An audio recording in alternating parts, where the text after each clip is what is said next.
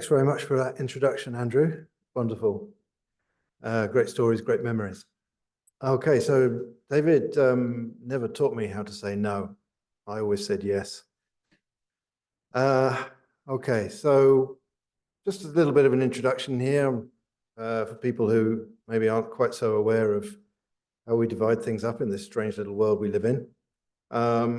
We have basically a distinction between Hittitology, which is the study of ancient Anatolia, and Assyriology, which has come to be called such for historical reasons and is basically the study of the legacy of ancient Iraq. David did both of these. If we look at his bibliography on this search tool we have here, this only covers his Hittite writings, of which there are 157. And you can see immediately from the beginning that David was big on collaborations. So a lot of his work was done in collaboration with Turkish scholars, museum professionals, but also in collaboration with his longtime co-worker, Anamorpurgo Davies. And as you can see there, they wrote a lot of articles together. If I wanted to put together a full list of the articles and publications that David made, then I would need to be looking in a lot of different areas. So here, for example, is an entry which shows that David made no less than 64 contributions to the Real Lexicon de Assyriologie. So that's the basic encyclopedia of Assyriology. And a lot of other works he wrote as well that were in fact Assyriological rather than Hittitological in the traditional sense. Having used that tool to look at David's earliest articles, his first two articles right there at the beginning are one Hittitological and one Assyriological, and both absolutely authoritative works. So when the Babel Stele of Ashurnasirpal was republished in 1996 by Kirk Grayson, he simply referred to David's edition and referred to it as authoritative. At the same time, David published and been working on this inscription from Porsuk, which had been acquired by the museum in Adana, in Niğde, in 1960. So these two first publications really give an insight into the kind of work that he was concerned with and the way that he thought that in order to understand the world of the people on the left, people who are writing in this hieroglyphic script in the Iron Age, you also needed to understand the world of the people who were making these inscriptions on the right. So I'm just going to concentrate here on this first hieroglyphic work mainly in this contribution, and looking a little bit more detail at David's edition of the Porsuk inscription, his first article. This was found during widening of the road quarrying work in order to build the road at Zeverhuyuk, which is up here. And the museum in which the Babel Stele that he worked on is kept is the Museum of Adana, even though the Babel Stele comes from somewhere about 650 kilometers away. That's where it was kept. So he worked on these in 1968 and then published in the next year. And you get some idea of this is a photo, by the way, that he took on a visit to Zeverhuyuk. You're looking towards the Taurus Mountains there, the Bolkar Dar, and this is the road. And I think this is a visit that he made with his friend Hatice Gone that Andrew mentioned. I'm not sure of the date, however. You can see here in 1969, these were some of the problems that you had with the script. So these words that are transliterated in capitals, they refer to logograms, which are whole writings of whole words, basically. Whereas the rest are phonetic spellings.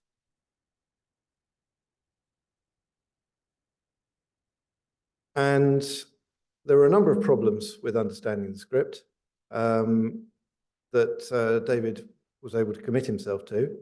So you have these particular signs here, which you can see have a little arrow shape on top, and then these two little ticks underneath.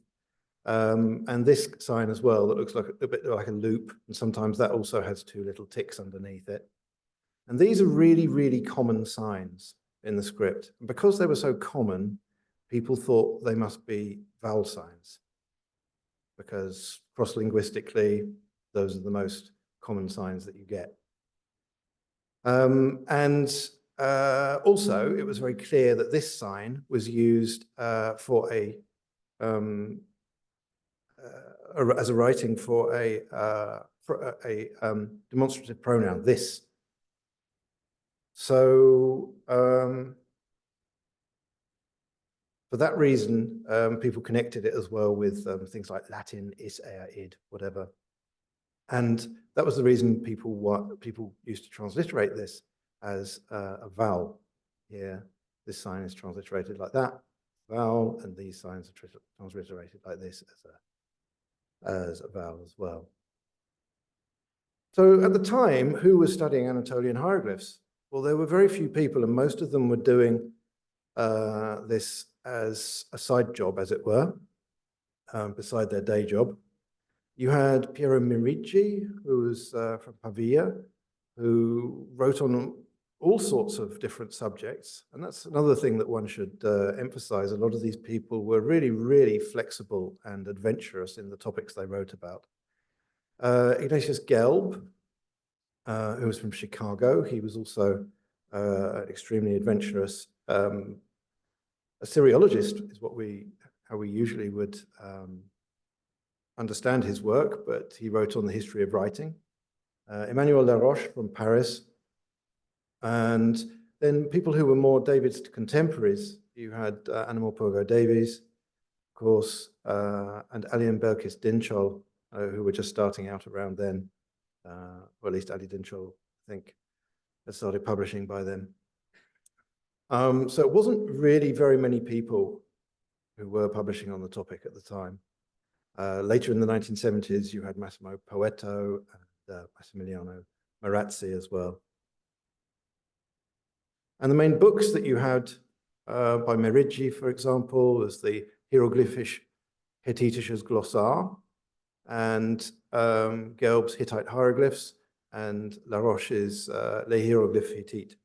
Notice that they're all calling them Hittite, hieroglyphic Hittite. So the other thing that David was interested in this inscription was another one of these signs that looks like it's got a little arrow head. And you can see already that he's trying to divide these signs with the arrow-like heads up in this 1969 article. And he's trying to divide, in Laroche's compendious work that catalogues the signs, they are frequently quite mixed up. And here David is trying to separate these signs out, not completely successfully, but really it's these signs with the arrow heads that will occupy him for a number of years. And you see they're all supposed to be the relative pronoun. That's what it stands for, they're rel. So who or which, whatever. Whereas this one is supposed to be the demonstrative pronoun, this. Then these items were excavated, so pithoi containers from Altentepe. So Altentepe is an Urartian site in the Erzincan region. And these were excavated in 1960 and published during the 1960s. And various people had looked at them and not really known what to do with them. And they contain, as you can see, these signs here with these arrow tops and then these two little ticks underneath. And David and others who were, so Animal Pogo Davies and Gunther Neumann, looked at these and realized, given that David also knew Urartian, as we just heard, he was interested in the King of the Martians, that these were probably writings of Urartian measures because they're written on pots. And these two very famous Urartian measures are the Akarki and the Terusi. So if these are writing those measures, these writings here, then they are not writing them with something that ends in a sign that is just a vowel. What they're writing is something that contains a sibilant of some kind, so an S sound or something like that. And so they thought about this, and then they applied what would happen if they thought about the idea of what would happen if we applied this interpretation that there's some sort of S sound or S sound or something like that being written by here, by these signs. They applied it to all of the signs. As I say, they're very common, and in all of their attestations in the Hieroglyphic Luwian corpus of that time, and worked out that this sign must have the value sa. And when it doesn't have these two little ticks underneath, then it has the value si. And this immediately revealed that the language must be Luwian, not Hittite. And Luwian, some people had thought that the language of the Hittite hieroglyphs must be Luwian, but it had never been proved. Luwian we know from cuneiform documents at Hattusa. And one of the characteristics of Luwian is that it has, for example, a plural in intsi and a demonstrative pronoun this in tsa.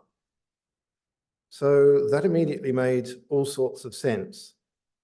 And they were able to put forward a lot of solutions in this article that they published in 1973. So there you had the language being identified on the basis of these really, really quite small scratched inscriptions on the side of pots. And one might ask, why had no one seen it before?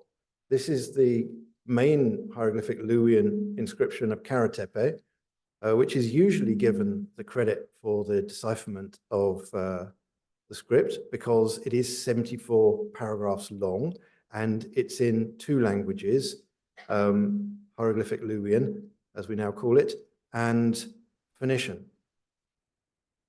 So one would have thought that people would have been, it was discovered in 1949, one would have thought that people would have been able to work out what these signs were representing in terms of sounds on the basis of this. But it had not been possible, even though this guy here, Anok Azatiwad, his name is spelt out in Phoenician, in alphabetic script, and that Z sound must have been there somewhere. And here we have it in the hieroglyphic. Here we are. He's saying, hello, that's me. I am. And he's writing his name here, R, Zar. That's the Zar thing. T, Wa, Da, Sa. T-E, sorry, Wa, Da, Sa. And there you have it in the Phoenician on the side, written with the Zain. So yeah, people hadn't really been able to recognize that people were holding on to the idea that these signs must be vowels. And so here you have a contrast between what how Merigi had transliterated it with this E sign for that one, and then the R sign for this one, and how we would now transliterate it. So yeah, sometimes we just can't see things, but David managed to see it. So the new readings, as they were called, I'm not quite sure why I've written it in Turkish here, but anyway, the new readings are Si and Sa for these two signs, and then E and Ya for those two signs. So if we go back to this inscription, for example, then you can see that all these signs have been changed now in the most recent transliteration to Tsa. So Muid Tsa, Rex Tidsi, that's a plural in Intsi, for example, Utsamata, we don't know what that means anyway. And then you've got Umi-i. So yeah, that's all fine for those. Then there was this one. So David, this is David's chart that I referred to before, where according to La Roche's presentation, most of these signs, which look a bit like each other, had all been confused and all been subsumed under the moniker of the relative pronoun. So I might just reflect a little bit on the kind of principles that David was using and the group that he was working with was using. He aimed at being systematic and analytical in the transliteration process. He also aimed at being international, and that is what can seem a little bit alienating to a lot of people, but those words that were written in capitals at the in the first edition in 1969, he's now got them written in Latin. And that can seem quite alienating to people, but it is very difficult to have everyone writing word for a sign, transliterating a sign that's representing a whole word in their own languages, because there's just too much opportunity for confusion. So having a language that was somehow in the middle and that no one speaks, that seemed like a good solution. And it has been adopted by most of the community of people who work on this topic. That still left this sign. Yeah, okay, well, anyway. So let's think about his principles a little bit. He wanted a systematical, an analytical, and as well as an international transliteration style. It was also very important, found it very important that signs needed to be kept separate. So you can see here, he's trying to join up different types of sign into different styles of writing, but also into their different attestations.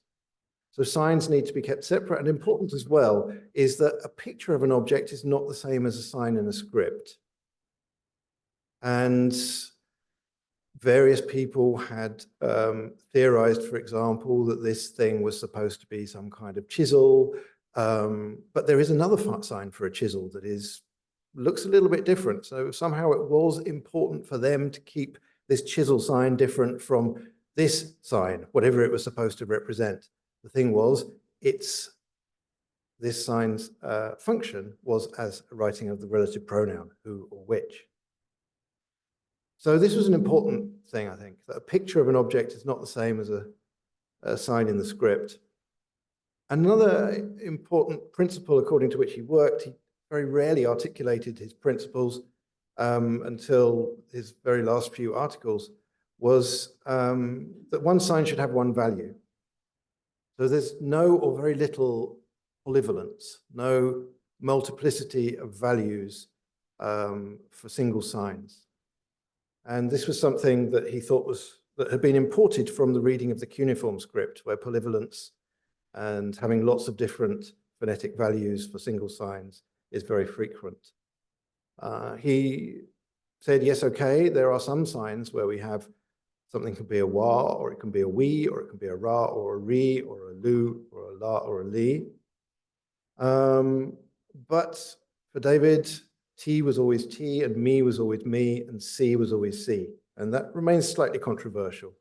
But this was his method, that you would try and reduce the variability and the variance to as little as possible. So the title for the talk, How to Say No in Hieroglyphic Luwian, comes from this sign here. David noticed that this sign was sometimes used to write the syllable na. Okay, na. Na. Put very simply, I don't think this is how he argued it actually, but put very simply, that sounds like no, doesn't it? So he went through all of the instances of these signs and managed to work out that yes, the value no, and sometimes the sound na, would fit very well with most of them. So this became no, it became neg. And if you didn't have these two little ticks underneath, then it was ni, which was don't do something.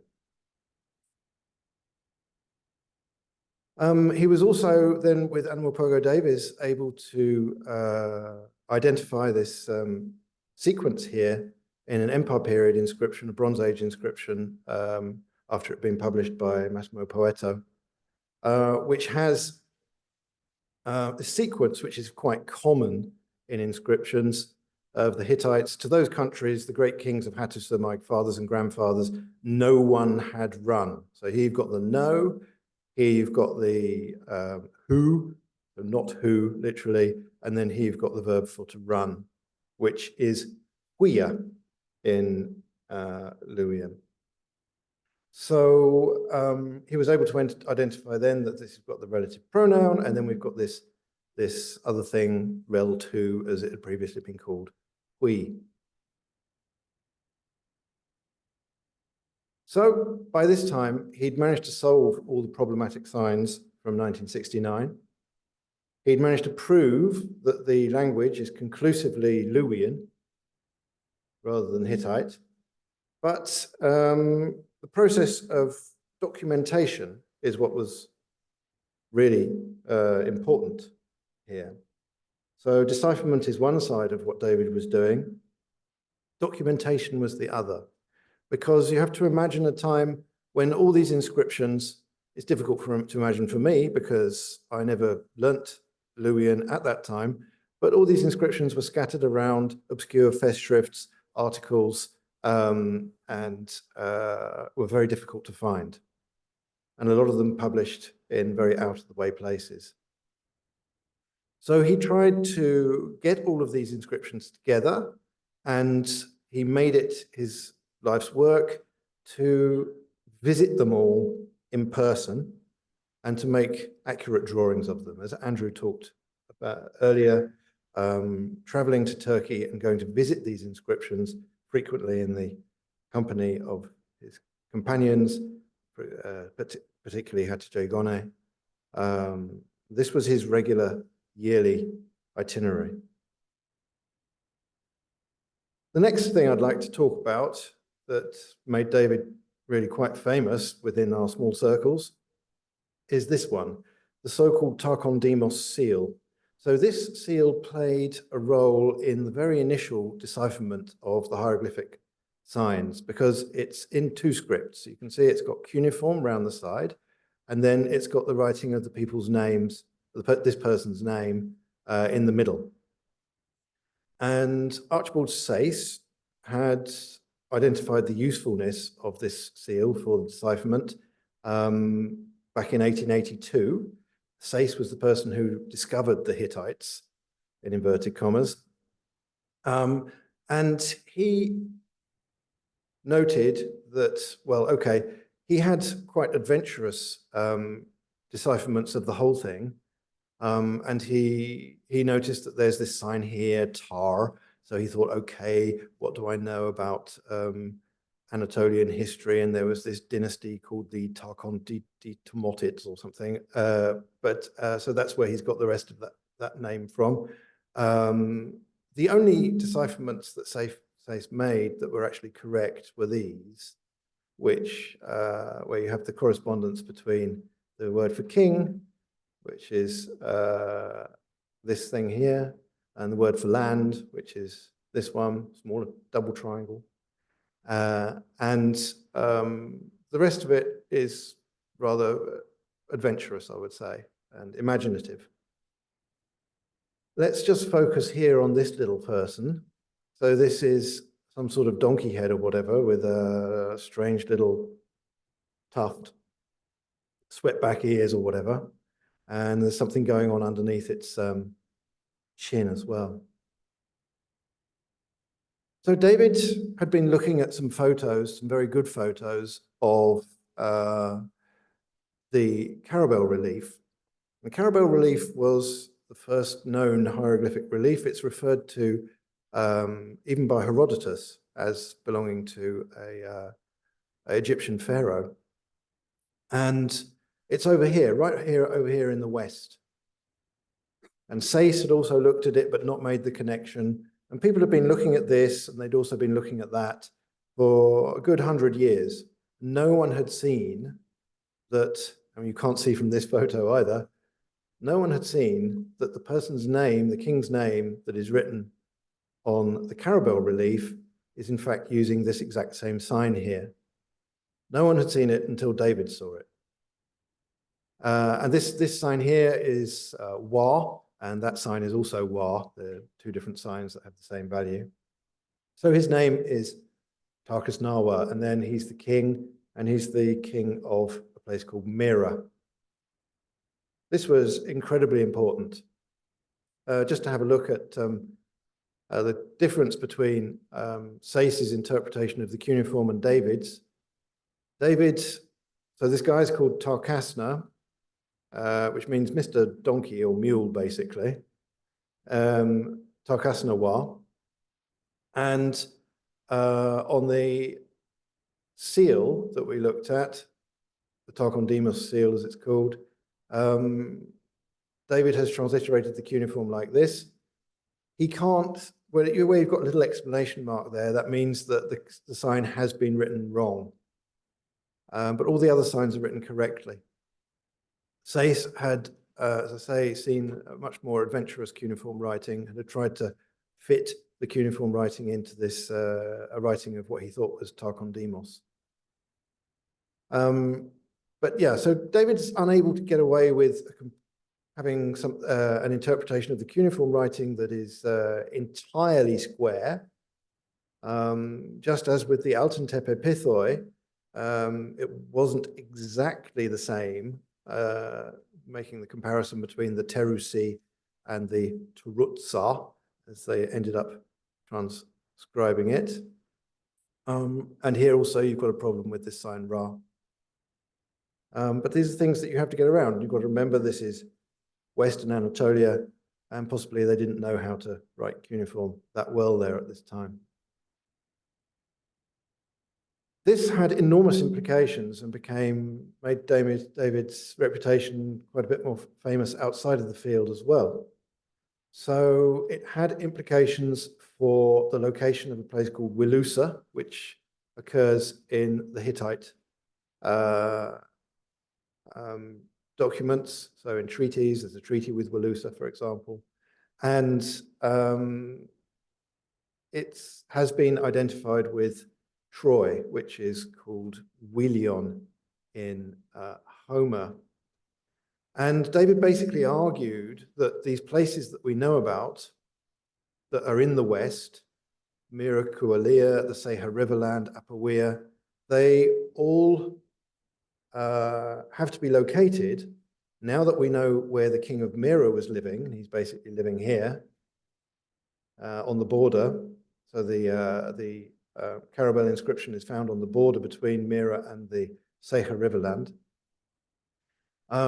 That Carabel inscription gives us a location for the border of Mira.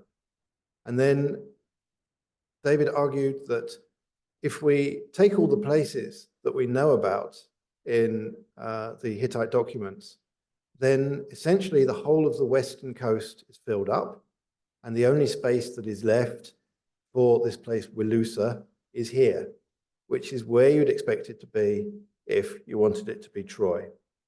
Now, not everyone agrees with this, but it did become a very dominant paradigm for interpreting these documents, and it was an extraordinary piece of scholarship for David to see what no one had seen in 100 years, or over 100 years.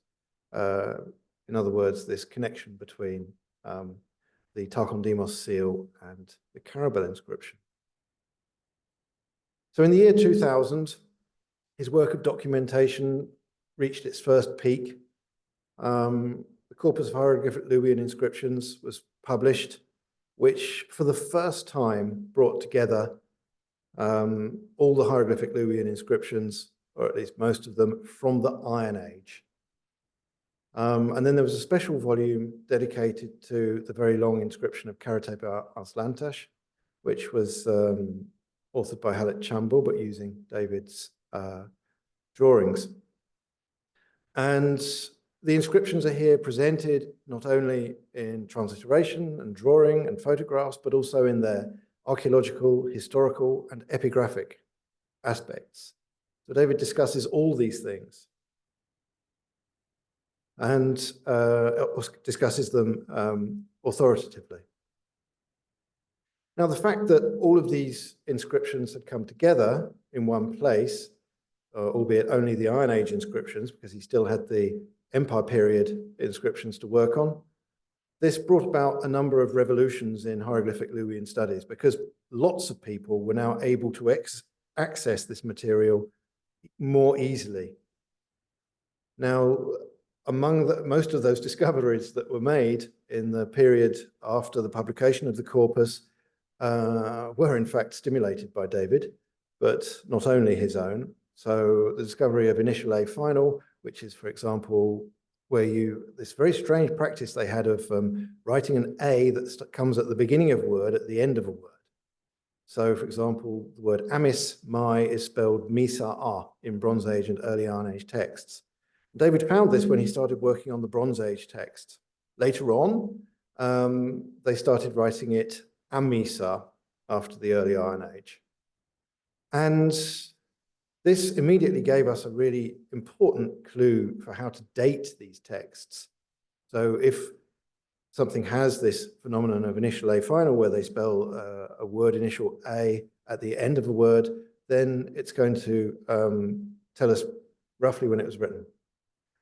Then you've got these signs which are very frequent, tar4 and tar5. It turned out that they weren't t sounds at all. They were li and la sounds.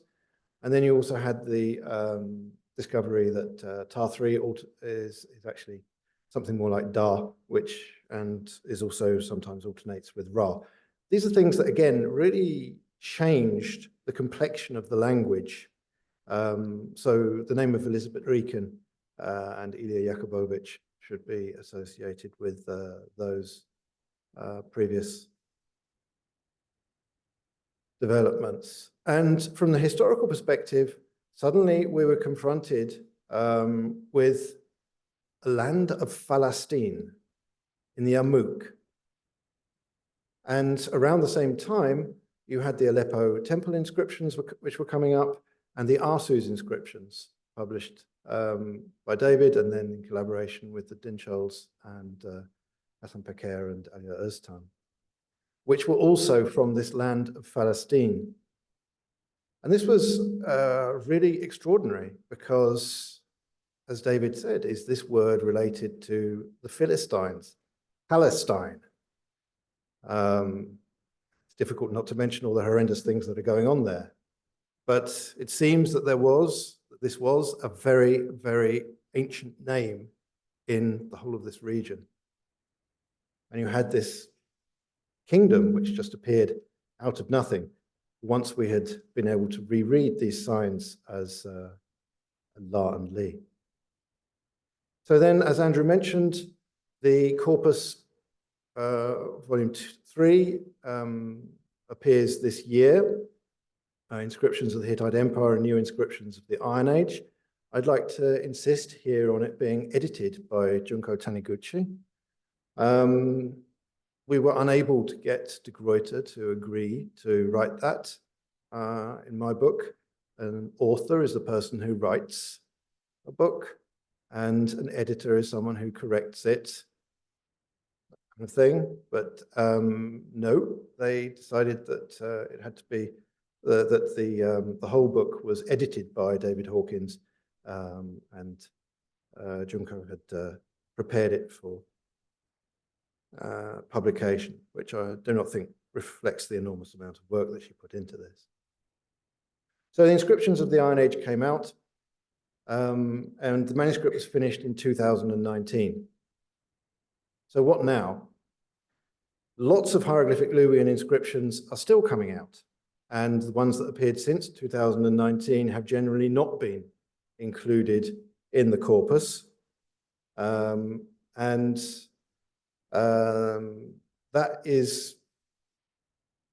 means that there will have to be another way found of documenting these inscriptions. Now, David, as you've heard from Andrew, never made it into the digital era. So things that were online were pretty much inaccessible to him, at least when he was on his own. But he didn't mind having a look at a computer if it was someone else's. And for the last at least 15 years, 20 years, Hittitology has become very much an online discipline. So we have here the Hittite portal in Mainz, Hittitology portal in Mainz, which is run by the German Academy of Sciences and headed by Daniel Schwemer, who we heard about, who was David's first replacement in post. And this has all sorts of projects on it here, you can see, that are ongoing. And also you've got bibliography, and you've got this thing called the concordance, which is wonderful. And you can look up here and you can find photographs of tablets. For example, the concordance only deals with cuneiform tablets. You can find what fragments join to the tablets. You can find some information on the paleography, what time they were written. You've got some bibliography and stuff like that. There's all sorts of material here. And this is the basic research infrastructure for people who are working on cuneiform Hittite. Then we have this project, the Diana project, which is also accessible via the portal. Digital philological etymological dictionary of the minor ancient Anatolian corpus languages. Mainly, it's the University of Marburg and Elizabeth Rieken who's pushing that on. And then you've got a dictionary, and there's little articles that are being written about all the words in Luwian and words in Lycian and other smaller languages that really will have stayed outside of David's corpus. So his 2019 manuscript is not going to be able to refer to these. And then you've got the corpus as well, where they've got transliterations of the text, and also there's a big bibliography section. Yeah, so for example, this one, so you can get onto the corpus, and you can see here a transliteration of Carchemish A4b, a very important inscription. You can see they're using the edition of Hawkins 2000. And you can click on the individual words, and it will take you to further attestations of them and to discussions of them and things like that. I must say, however, that this is a very out-of-date edition that they're using, and should, of course, be replaced by Hassan Peker's more recent edition, or in fact, the one in David's 2019 corpus. But anyway, you can see that the potential of this is just absolutely wonderful. But there's no online concordance of the hieroglyphic inscriptions. Nowhere like with the concordance for the cuneiform inscriptions from Hattusa, where you can access photos, information on the archaeological context, links to transliterations and translations. There's nowhere that has that really, a kind of epigraphic database which gives you the basic information that you need in order to be able to work on these inscriptions. I remember a couple of years ago, Hassan Peker had an idea, and we were thinking about doing something together on this, but I'm not sure. Well, it certainly hasn't produced anything from our collaboration, but I don't know whether he's taken that any further. So that's something that's missing, definitely. These hieroglyphic inscriptions need their concordance. And then there's the seals. So I haven't mentioned David's work on publishing the seals. He worked on the seals from Boğazköy, that were discovered, the thousands of seals that were discovered in the early 90s with Susanna Herbort and Dalia Bhavani-Pek.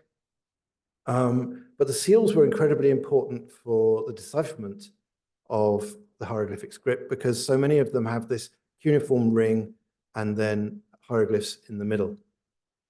And so one of the last works that I was working on with David was a re-edition of Güterbock's Siegerlaus Boğazköy, which is still in progress. So David's, well, obviously he's written his bit for this. And I just need to bring it to completion.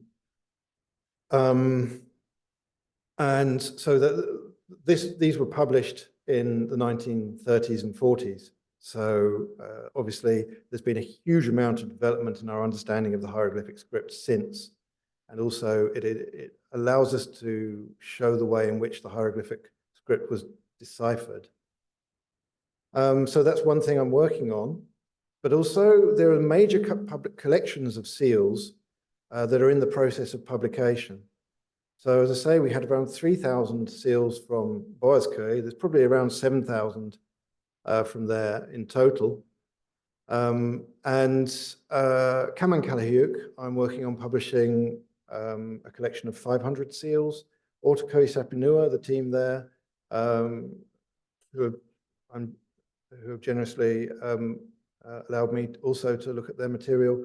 They have around 200. And then you have the hundreds of seals that have been found from the recent Turco-Italian excavations at Carchemish, led by Niccolo Marchetti and Hassan Peker.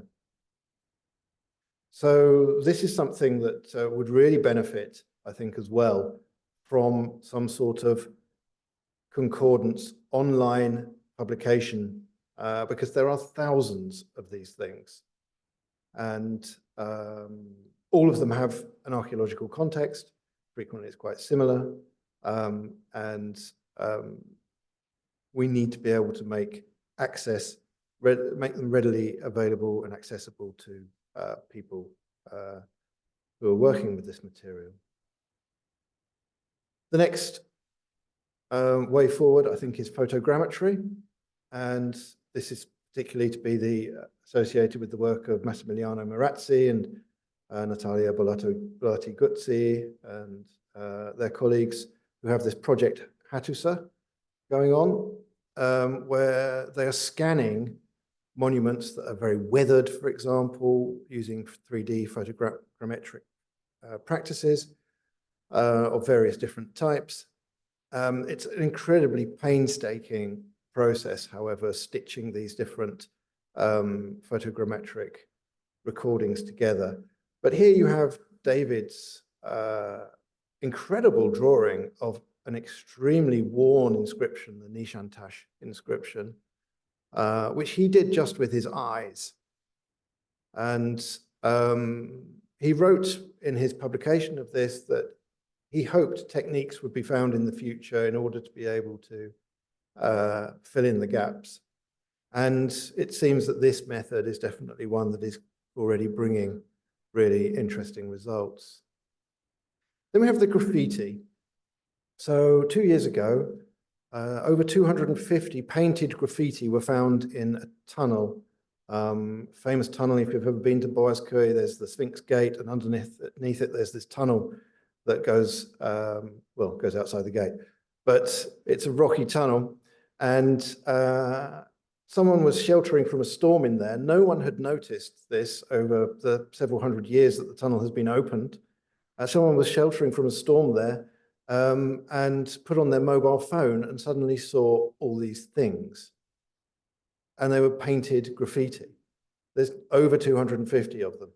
Very difficult to read, but again, Massimiliano Marazzi, I think this is the best person for it, is making photogrammetric recordings of them, using various different methods, and has made several publications. So graffiti is something as well that David really left out of his corpus of hieroglyphic Luwian inscriptions because it was about inscriptions, I suppose. He had to include things like the Altentep epithoi because they were important. But this, I think, is going to be a growth area. One point I would make, though, is that David's principles are still really valid. So this graffiti from Kyla, for example, has been interpreted as being an arm with the sign that's commonly interpreted as being a chisel, but is actually not a chisel as far as I'm concerned. And some people have identified it as kind of builder's instrument, a level, for example.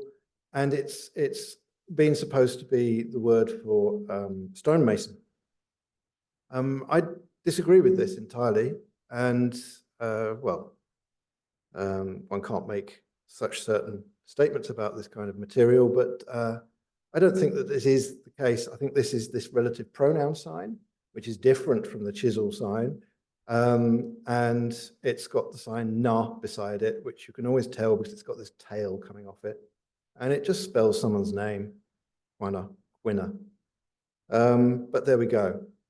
So I think there's a lot of debates to be had about what kind of function the hieroglyphic script was fulfilling, especially when it's being used in what is clearly a very everyday context as graffiti, painted graffiti. So yeah, I would just come back to David's principle here that a picture of an object is not the same as a sign in the script. And sign in the script that is the relative pronoun, qui, qua, whatever, is not the same as, does not have the same function as a picture of a building tool. But we're not just talking about principles here, we're also having a great deal of fun, which has been slightly missing from this particular talk, although there was lots of it in Andrew's. So this is David, me, and Daisuke Yoshida from the Japanese Institute of Anatolian Archaeology, rejoicing having discovered a Hittite princess at the inscription of Malkaya. And that's the kind of fun that you just don't get anywhere else, really. So just before we end, I'm just going to leave this advert here on the screen. We've got another talk, the London Centre AJM is going to be on April 22nd, and we'll have Chidem Maner coming to talk to us about new discoveries in the lower land, Hittite imperial sites and inscriptions of the 2nd millennium BC. And there we have a photo of David to finish off with. Thank you.